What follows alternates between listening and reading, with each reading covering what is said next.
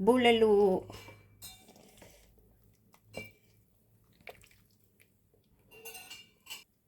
Ito yung bulalo ko. So, ito ng bulalo natin.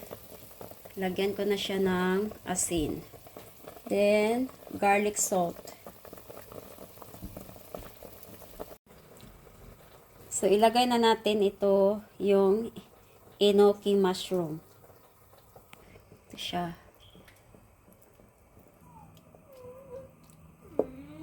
And then, yung bok choy.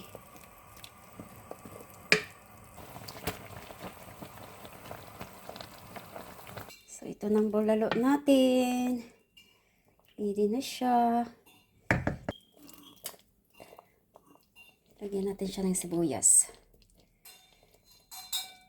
Thanks for watching, guys. Sana hindi nyo i-skip yung ads namin. Bye!